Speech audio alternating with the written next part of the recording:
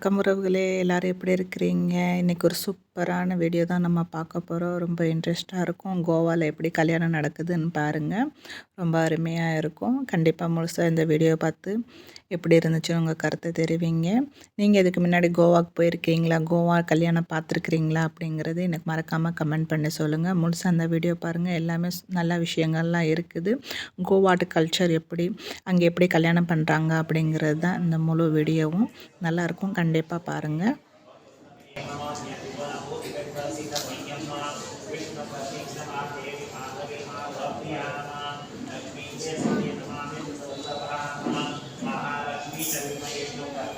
மாப்பிள்ளை வரவேற்புக்கு அப்புறம் மேடையில் இந்த மாதிரி தான் பொண்ணு அந்த சைடும் மாப்பிள்ளை இந்த சைடு நிற்பாங்க. நடுவில் இந்த மாதிரி திரை இருக்கும்.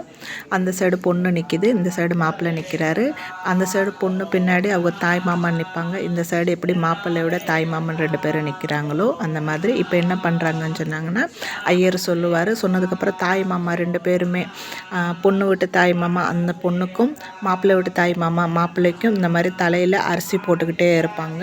ஒருத்தர் அப்படியே கை விடாமல் அப்படியே ஒரு கைக்கிலேருந்து அப்படியே விழுந்துக்கிட்டே இருக்கும். இன்னொருத்தர் அள்ளி அள்ளி போடுவார். இந்த மாதிரி தான் முழுசு அந்த மந்திரம் சொல்லி படிக்கிற வரைக்கும் அந்த பக்கத்து இந்த பக்கத்து மாப்பிள்ளையும் பொண்ணு இருந்துக்கிட்டு அவங்க தாய் மாமாங்க இந்த மாதிரி இந்த பாருங்கள் காட்டுறாங்க இருக்குது பாருங்கள். அந்த மாதிரி தான் அரிசி போட்டுக்கிட்டே இருப்பாங்க. அக்ஷதை அது வந்து தலையில் அப்படியே விழுந்துக்கிட்டே இருக்கும். அவங்க 2 பேருக்குமே.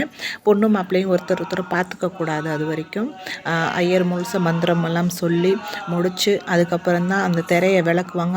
அப்போ தான் அந்த பொண்ணு மாப்பிள்ளையும் பார்த்துக்குருவாங்க. அது ஒரு ஐதீகம். கோவாவில் கல்யாணம் இந்த மாதிரி தான் நடக்கும். பாருங்கள்.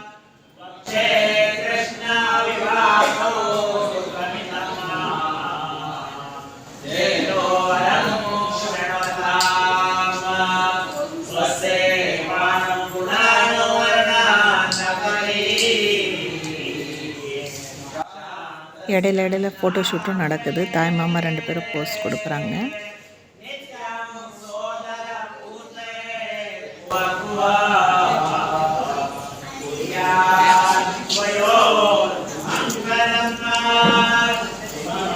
இப்போ ஐயர் சொன்னதுக்கப்புறம் எல்லாருமே அங்கே கூடியிருக்கிற சொந்தங்கள் எல்லாரும் ஆசீர்வதிப்பாங்க. அக்ஷதை போட்டு இடையில இந்த மாதிரி ஐயர் சொல்ல எல்லாருமே ஆசீர்வாதம் பண்ணுவாங்க அக்ஷதை போட்டு.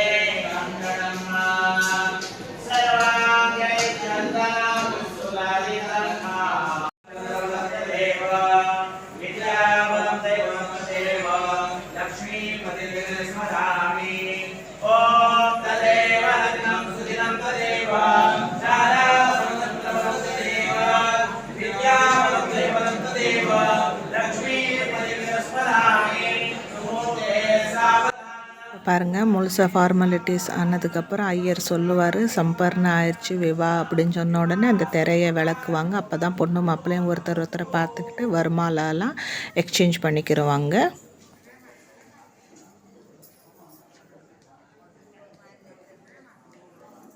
கோவாவில் கல்யாணத்துக்குன்னே ஒரு பெரிய ஃபார்மாலிட்டிஸ் இருக்குது. அங்கே முக்கியமாக பார்த்திங்கன்னா அந்த மாலை எக்ஸ்சேஞ்ச் பண்ணுவாங்கள்ல, பூ மாலையோடு சேர்த்து இன்னொரு மாலை மெயினாக எல்லா கல்யாணத்துலேயுமே இருக்கும். கோவாவில் ஸ்பெஷலாக மகிழம் மரம் இருக்குல்ல, மகிழம் மரத்துலேருந்து மகிழம் பூ மாலை இருக்குது பார்த்திங்களா, அதுதான் ரொம்ப இம்பார்ட்டன்ட். அது இல்லாமல் கல்யாணம் நடக்காது. அந்த மாலை மெயினாக எக்ஸ்சேஞ்ச் பண்ணுவாங்க. அந்த மாப்பிள்ளை வீட்லேயும் சரி பொண்ணு வீட்லேயும் சரி அந்த மாலையை மெயினாக வாங்கி வச்சுக்கிட்டு 2 பேரும் இப்போ பாருங்கள் சும்மா சாதாரண வாழை மாலையும் சேஞ்ச் பண்ணிட்டாங்க. மெயினானதுன்னு சொன்னிங்கன்னா அந்த மகிழம் பூவோட கட்டியிருப்பாங்க அந்த மாலை தான் மெயினானது. இப்போ 2 பேரும் எக்ஸ்சேஞ்ச் பண்ணிக்கிட்டாங்க. 3 தடவை இப்படி ஒருத்தருக்கு ஒருத்தர் போட்டுக்குருவாங்க மகிழம் பூ மாலையை. இந்த பாருங்கள், இது வந்து மகிழம் பூவில் கட்டின மாலை. இந்த மாலை தான் ரொம்ப இம்பார்ட்டன்ட் கோவா கல்யாணத்தில். அதுக்கப்புறம் தான் தாலி கட்டுவாங்க. தாலி கட்டுறதுன்னா அப்படி கிடையாது, இங்கே வந்து கருகமணி தான் மெயின் தாலி. அதை வந்து அப்படியே போட்டு விட்ருவாங்க. பாருங்கள், இப்போ மாப்பிள்ளையும் பொண்ணும் ஒருத்தருக்கு ஒருத்தர் மாலை மாற்றி தாலி கட்டிட்டாங்க. அதுக்கப்புறம் தான் மெயினான விதியெல்லாம் ஸ்டார்ட் ஆகும். இன்னொரு விஷயம், முக்கியமான விஷயம், கோவா தாலின்னு பார்த்திங்கன்னா ரெண்டு இது இருக்குது. ஒன்று தாய் வீட்டு சைடு தாலி அப்படின்னு சொல்லி, அதுக்கப்புறம் மாப்பிள்ளை வீட்டு சைடு தாலி அப்படின்னு சொல்லி. மாப்பிள்ளை வீட்டு சைடு தாலினா மாப்பிள்ளை வாங்குகிற தாலி, தாய் வீட்டு சைடுனா தாய் வீட்டிலேருந்து ஒரு தாலி கொடுப்பாங்க. அந்த தாலியை வந்து ஃபஸ்ட்டு போட்டு விடுவாங்க கழுத்தில். அது எப்படி போடுறதுன்னா, இப்போ தான் அந்த பாருங்கள் தாலி போட்டு விட்டுட்டாரு, தாலி கட்டியாச்சு, கல்யாணம் ஆயிடுச்சு. அந்த தாலி வந்து தாய் வீட்டு தாலி வந்து குப்பரை சைடு, அது வந்து ஒரு சிப்பி மாதிரி இருக்கும். அந்த சிப்பியை குப்பரை போட்டு இது பண்ணுவாங்க. அதுக்கப்புறம் அது ஒரு வருஷத்தில் ஹல்தி குங்குமம் சொல்லி ஒரு ஃபங்க்ஷன் இருக்கும், தாலி பெருக்கி போடுறது அப்படின்னு சொல்லிட்டு. அந்த நேரத்தில் மாப்பிள்ளை கையால் அந்த தாலியை நேராக திருப்பி போடுவாங்க.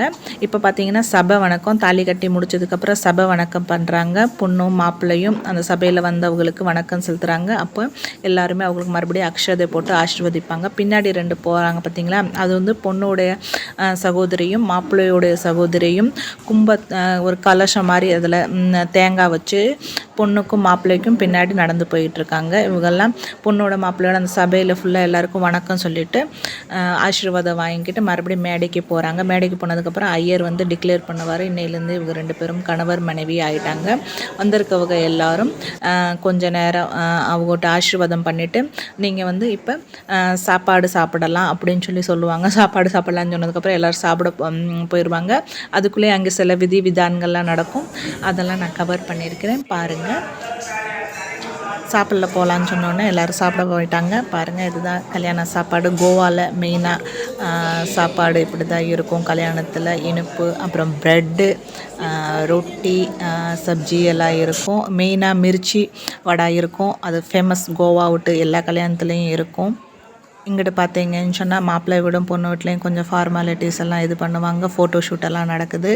மாப்பிள்ளை வீட்டு சகோதரியும் பொண்ணு வீட்டு சகோதரியும் பக்கத்தில் நின்று ஃபோட்டோலாம் எடுத்துக்கிறவாங்க. இந்த சைடு பார்த்திங்கன்னா மாப்பிள்ளை வீட்டு தாய் தந்தை அவங்க வந்து பொண்ணு வீட்டு தாய் தந்தைங்களுக்கு பொட்டெல்லாம் வச்சு விட்டு சில மரியாதை கொடுப்பாங்க.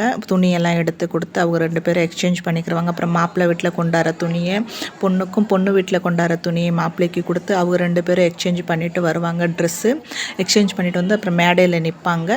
அப்புறம் தான் எல்லாருமே பப்ளிக் இப்போ கல்யாணத்துக்கு வந்திருக்கவங்க எல்லாருமே அவங்களுக்கு கிஃப்ட் கொடுக்குறது.